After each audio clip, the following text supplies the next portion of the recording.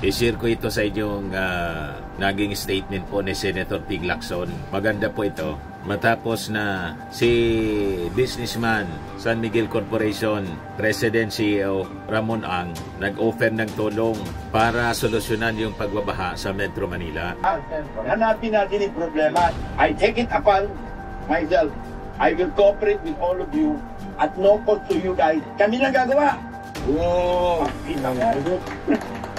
Lacson poses private sector help in addressing floods.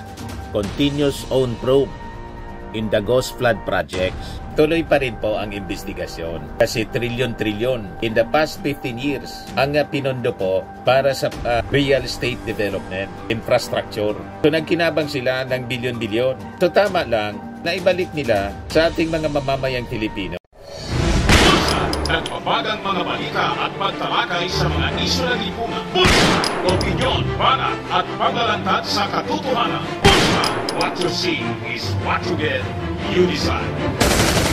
Ito po mga kababayan, si Dante Maravillas, Bicolano vlogger, broadcast journalist from Albay. I-share ko ito sa inyong naging statement po ni Senator Ping Lacson. Maganda po ito. Matapos na si businessman San Miguel Corporation President CEO Ramon Ang nag-offer ng tulong para solusyonan yung pagbabaha sa Metro Manila at no cost sa ating gobyerno. And because of that, nag-post si Ping Lacson sa kanyang X account. Sabi niya, SMC Ramon Ang has offered to solve the recurring flood problems in Metro Manila at no cost to the government.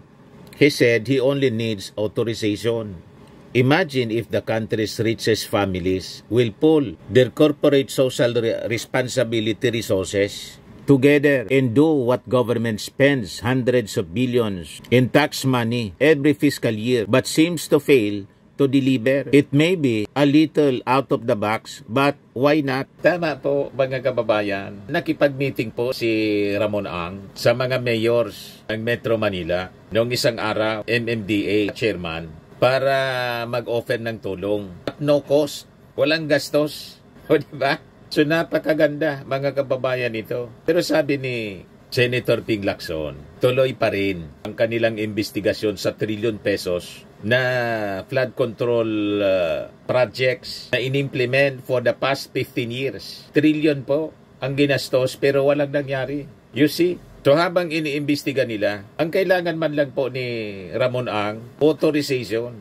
Yan po si Atong Ang. Ako po, San Miguel, Ramon Ang. Nagbo-volunteer ako ngayon. Ako lang tutulong sa buong Metro Manila ng baha at no cost to the people, at no cost to the government. O, kahit yung eskwela, gusto mo, bibili na ako ng lupa, kapalit doon. Tatayuan ko ng kapalit ng eskwela.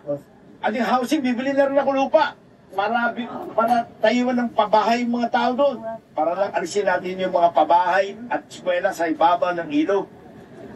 Kaya, pag may problema, huwag tayo magtuturuan, di ba? Hanapin natin yung problema. I take it upon myself.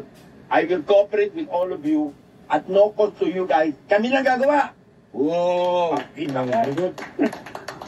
Ang daming solution, ang daming pera pinag-uusapan. Kami lang gagawa. Sa Miguel na magkiklearing.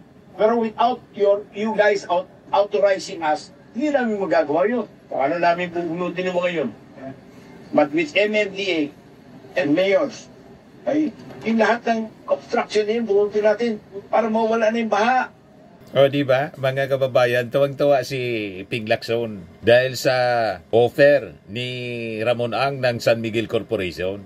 Yan sabi rito sa balita, Lacson poses private sector help in addressing floods, continuous own probe in the Ghost flood projects. Tuloy pa rin po ang investigasyon kasi trilyon-trilyon in the past 15 years ang pinondo po para sa flood control projects. Walang nangyari. Lalong tumindi yung pagbaha, mga kababayan. Kasi ang unang binaha, mga kababayan, pero hindi tubig. Yung bulsa, buma ng cash. Yung bulsa ng mga contractors, siyempre kasosyo yung mga congressmen at mga local officials. Bumaha, mga kababayan, ng cash na sana ginamit sa pagsolusyon, mga kababayan, ng baha. Wala po. Nasayang, mga kababayan, yung trilyon pesos More than 2 trillion in the last 15 years, sabi po ni Ping Lacson. So sabi ni Ping Lacson, ito anya isa ng opportunity for Malacanang to appeal to corporate social responsibility of other big companies. So pwedeng kausapin ng ating Pangulong Bongbong Marcos itong mga multi-billion companies. Anyway, karamihan yan, mga contractors man sa gobyerno at nagsipagyaman sa tulong na rin ng mga policies na nakatulong para mabilis yung pag-grow ng kanilang negosyo. Karamihan dyan, mga contractors man. At may mga, halimbawa, San Miguel Corporation, di ba? Pinaward sa kanila yung NAIA. And many other projects sa kalsada. Tingnan ninyo mga skyway sa Maynila, San Miguel Corporation. Real estate, pinasok na ng San Miguel Corporation. At real estate development, infrastructure. So nagkinabang sila ng bilyon-bilyon. So tama lang na ibalik nila sa ating mga mamamayang Filipino sa pamamagitan ng kanilang corporate social responsibility resources, sabi ni Ping Lacson.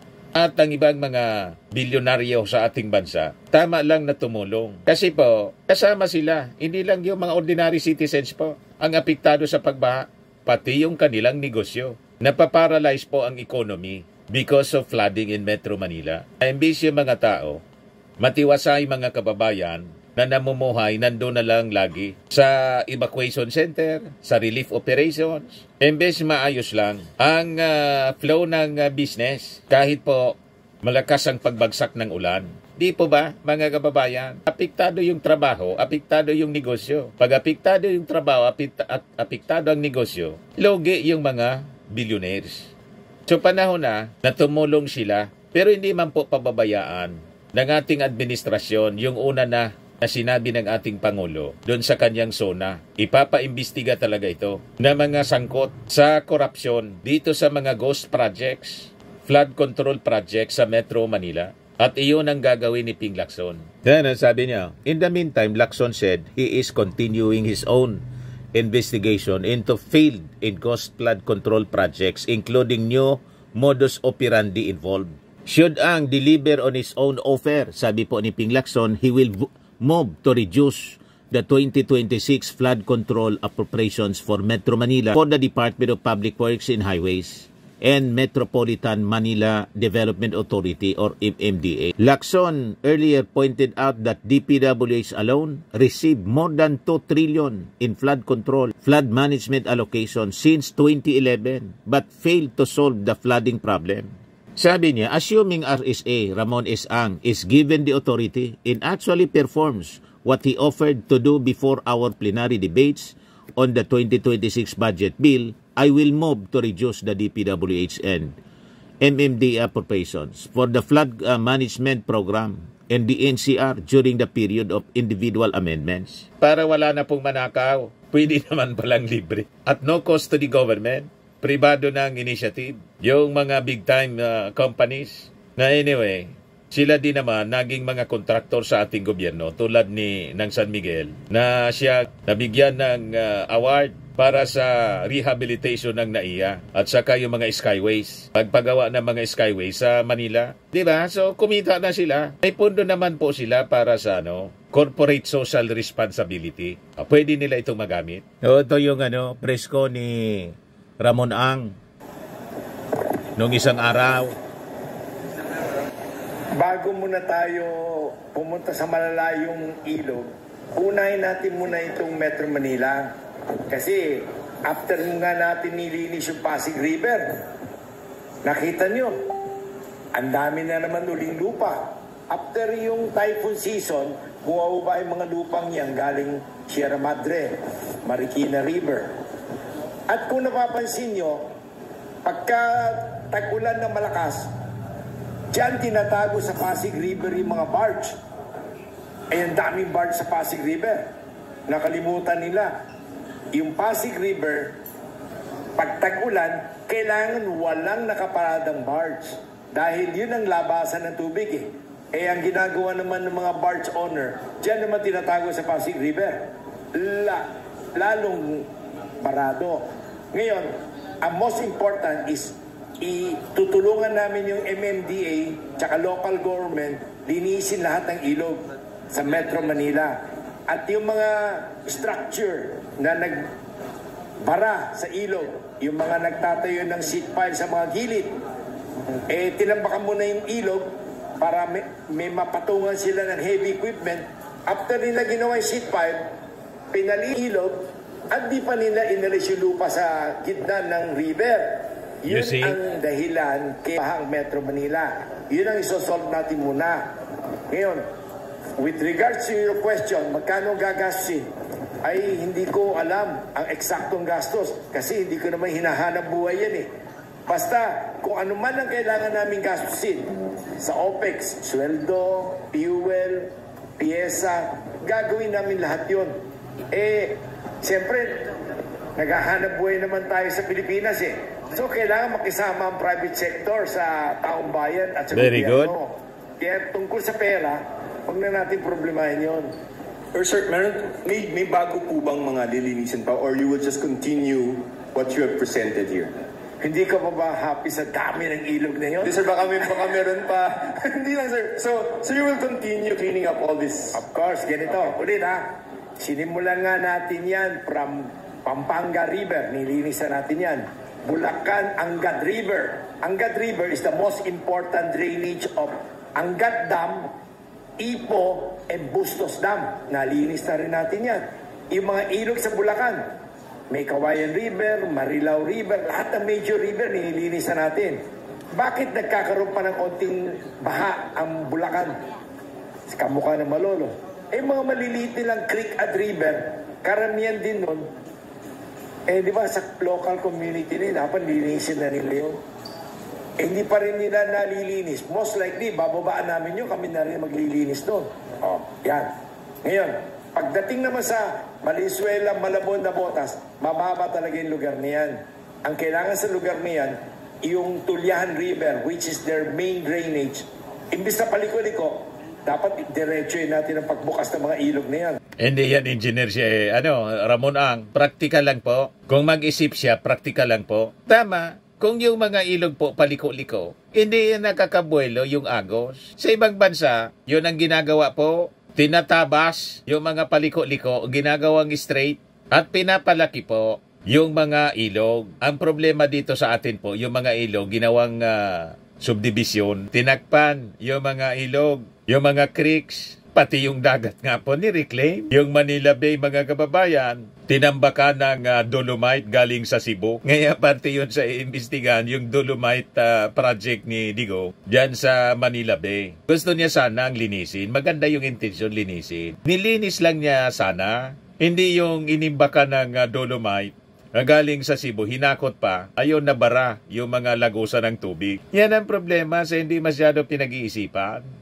Pabida palagi kasi, mga kababayan. Kaya imbes na makatulong, nakaperwisyo po. Ito na ngayon, mga kababayan, yung nangyayari. Buti na lang, si Ramon Ang at no cost to the government. Lahat ng gastos, sagot na niya. Kasi sabi niya, tama naman, nagninegosyo siya dito sa Pilipinas. So kailangan ibalik din yung pakinabang, yung gains, economic gains sa kanyang pagninegosyo. At nagninegosyo din siya sa gobyerno. Pero itong paglilinis, hindi siya magcha-charge sa gobyerno. Parte na ito ng corporate social responsibility na may pondo naman ang mga companies, mga kababayan. Kaya maganda yung naisip ni Ping Lacson, encouraging other companies, other billionaires, tulad ni Manny Villar, di ba, ni Henry C., yung may-ari ng Gokongwei, may-ari ng Cebu Pacific, sino pa, yung mga Ayala, yung nasa lista po ng Forbes magazine na mga billionaires. Ano naman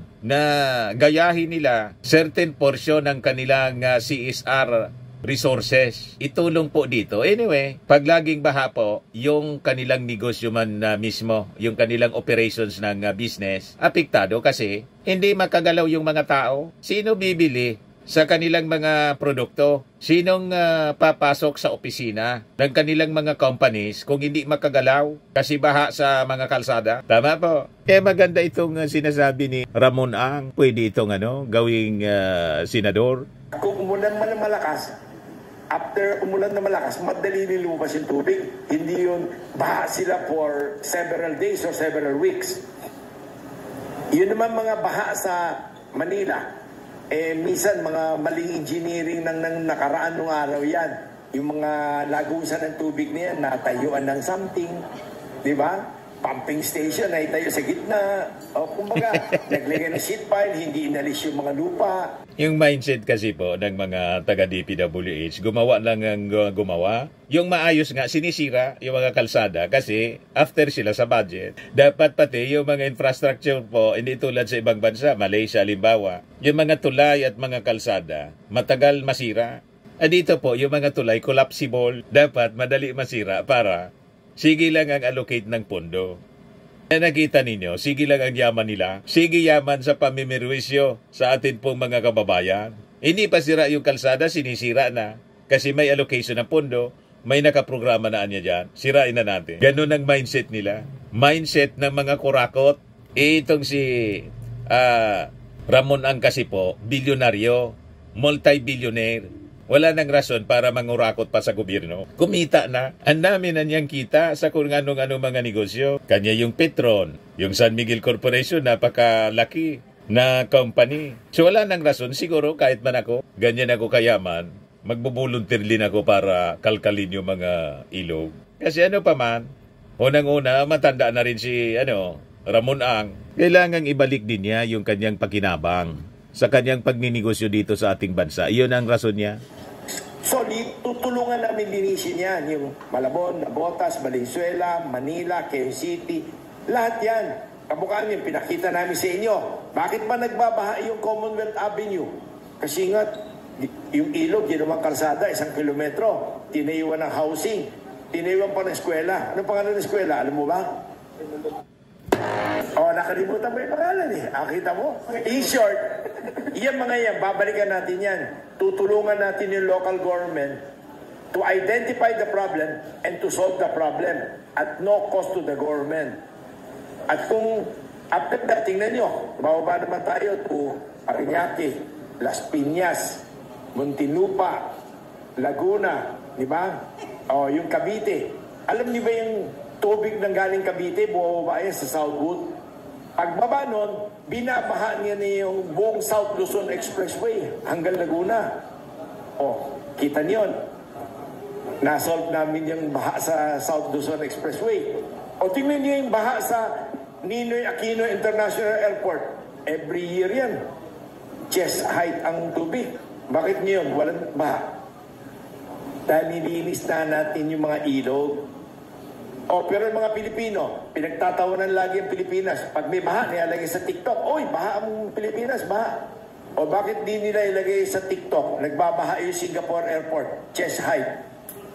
May 4, 2024. Kasi yung mga Singaporean, mahal nila yung bayan nila eh.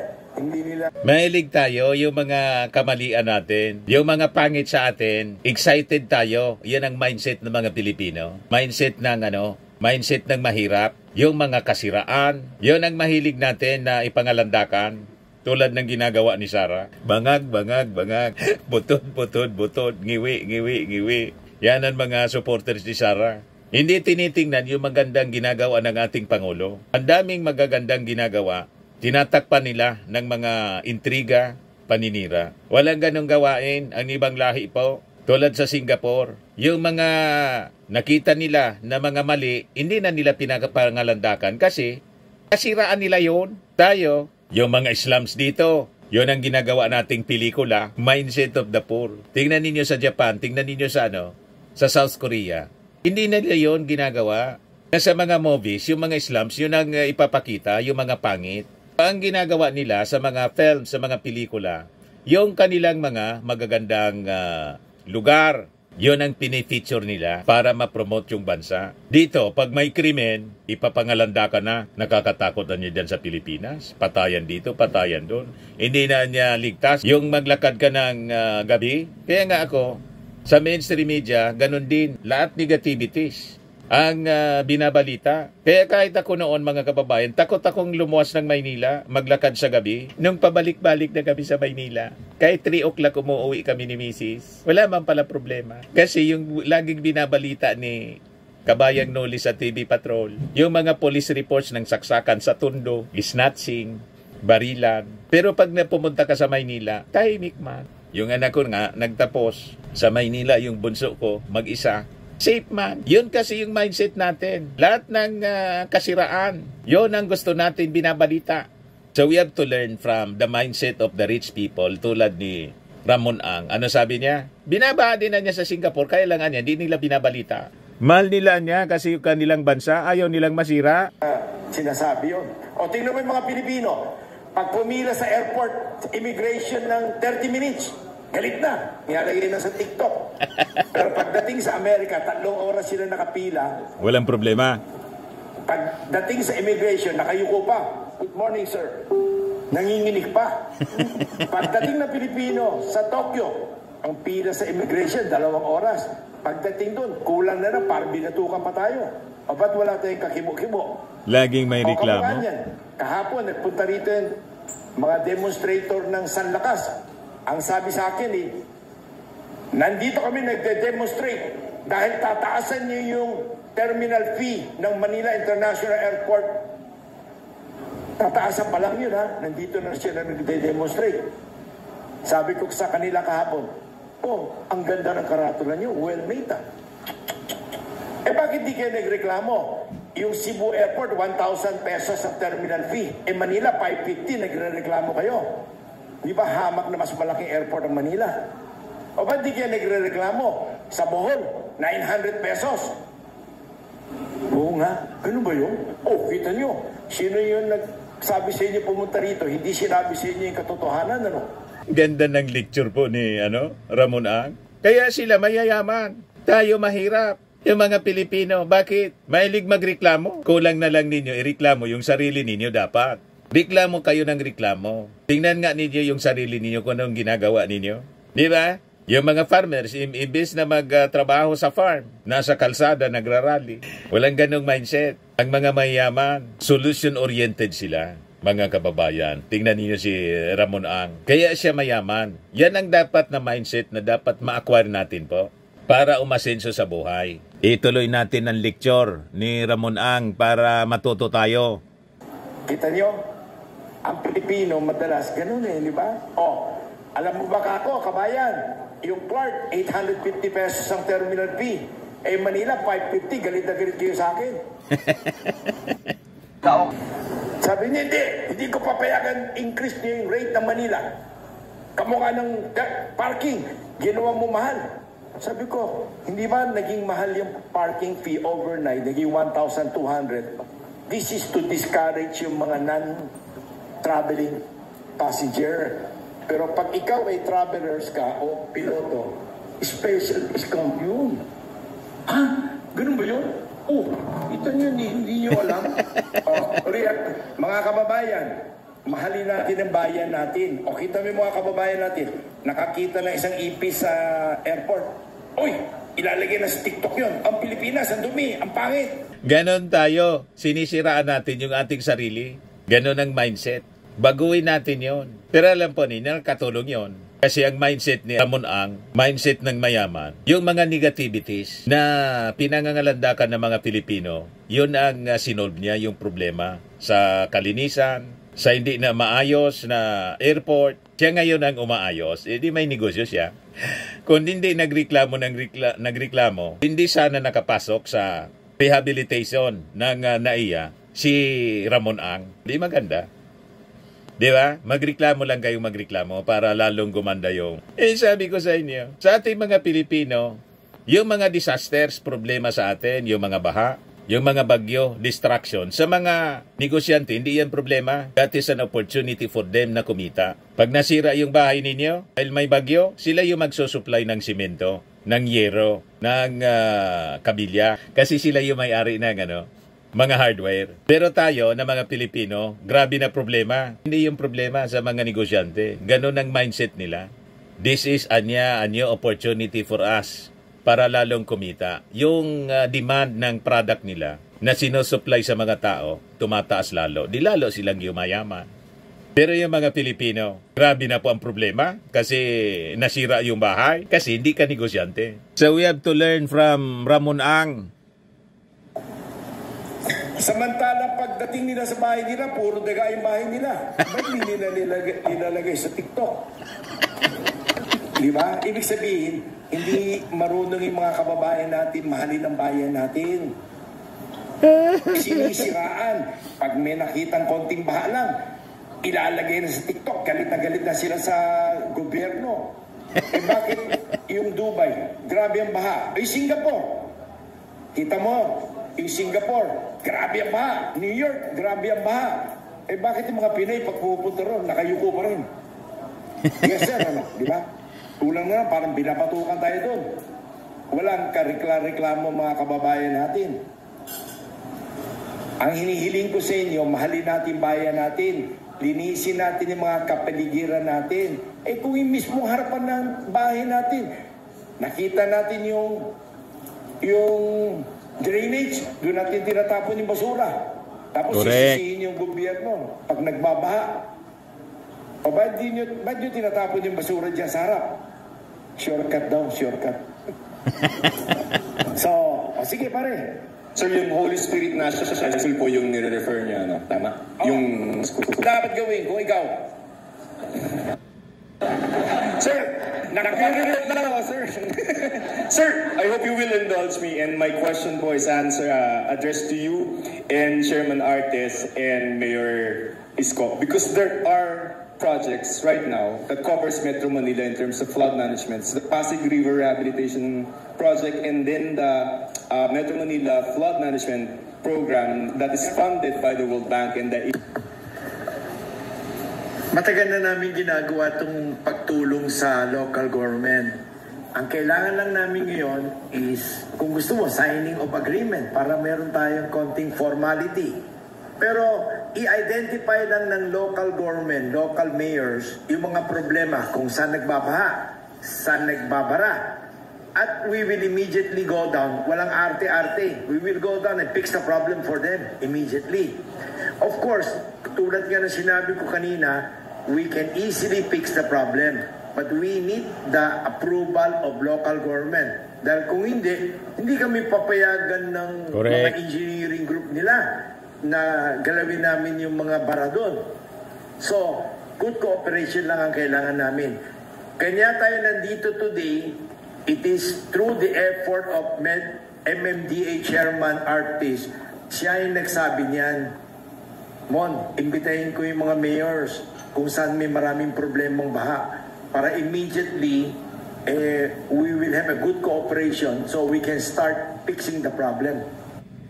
O ngayon, with this offer na libre, tingnan natin kung i-approve ng mga mayors kasi siyempre, mawawala yung budget nila para sa maintenance and operation sa mga flood control projects nila. Tulad ng sinasabi mga kababayan ni Ping Lacson, babawasan niya ang budget ng DPWH sa flood control projects, pati ng MMDA. Kasi may nag-offer ng libre. Walang korupsyon doon kasi ano pa man ang kukurakutin mo na ang gumastos na nga po, private sector, si Ramon Ang. O ngayon, zero ang kita ng mga mayors, tapos ng mga engineers. Kasi pinagkakakitaan nila. Ang mga pagbaha sa Manila, yan ang pinagkakakitaan nila. So, tingnan natin kung mangyayari ito. Walang magkukontra. Kasi inimbita po ng MMDA yung mga mayors na ang kailangan man lang, sabi ni Ramon Ang, kooperasyon nila. Without the cooperation ng city government, hindi sila makagalaw siyempre. Eh siyempre naman, si Chairman nagsabi, nanginginig pa ako, nandito ako kagad. Salamat po. Follow-up lamang po. Kanina po, di ba, nag-announce kayo that you will volunteer to solve the problem in Metro Manila. We posted the video online sa ABS-CBN platform. Maraming natuwa, maraming nag-thumbs up po sa inyo, pero meron din mga reactions na ang kanila pong naalaala ay yung pangako daw po ninyo sa Bulacan sa pag-construct ng airport there na hindi po babaha. Ano po ba talaga ang naging problema somewhere in Bulacan? Bakit meron pa rin yung pagbaha? Magaling na tanong yan. Tuwan-tuwa ko dyan. Alam mo, may mga nagpo-post kunyari na yung Bulacan Airport will cause flooding.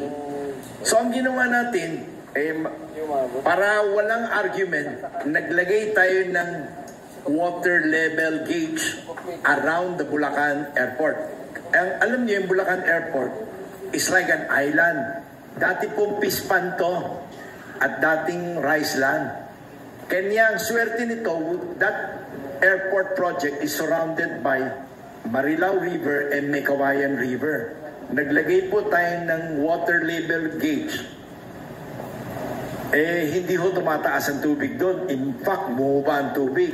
Dahil din-rates natin lahat ng ilog doon up to Manila Bay. Ngayon, may baha sa San Miguel, Bulacan. Airport ang may kasalanan yan.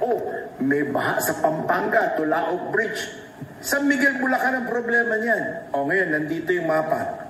Nasaan ba yung Pampanga, Tulaog Bridge? Ang layo po niyan. Nasaan ba yung sinasabing San Miguel, Bulacan na baha? Nako, malapit sa Doña Remedios Trinidad yun, may bundok. Alam niyo, may mga kababayan tayo na siguro malapit sa mga competitor ng airport. Mga empleyado na nagmamahal siguro sa kanila, na naninira, na sinasabing, kamukha niyan.